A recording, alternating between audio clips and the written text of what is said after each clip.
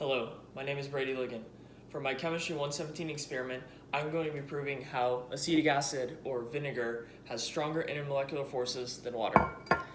Now, before I go into intermolecular forces, let me show you diagrams of their molecular structure. This is the molecular structure of acetic acid or vinegar, and this is the molecular structure of water.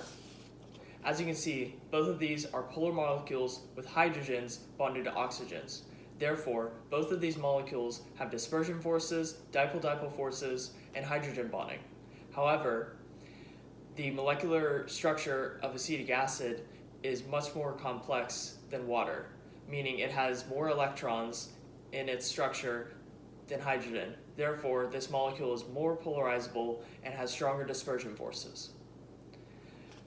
Now, I have conceptually explained how to prove that acetic acid has stronger intermolecular forces than water, but how can we determine that experimentally? Well, as you can see here, I have a stove and a pot with 500 milliliters measured of tap water, and we're going to boil that first. Now, assuming that the stove is giving off constant heat, we're going to measure how long it takes for the water to boil. This will then be followed by 500 milliliters of vinegar in the same pot on the same constant heat. Both times will be measured, and whichever has the longest is assumed to have the strongest intermolecular forces. Alright, so as you can see, the pot is right here and the stove is on. So we're going to go ahead and put this pot on the heat, and now we will wait for it to get to a rolling boil starting now. Alright, so as you guys can see, the water is at a rolling boil right now. And I stopped the timer, and you can see the time on there right now, that's 7 minutes and 52 seconds. So now we're going to put the vinegar in, and we're going to do the exact same process.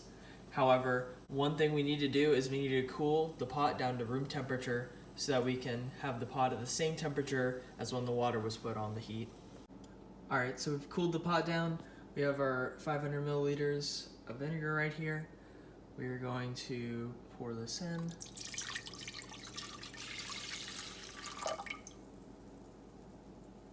Alright, and then put the lid to the pot on. And like the water, put it on the heat and start the timer now. Alright, so the vinegar got to boiling temperatures, and you can see the time up right there.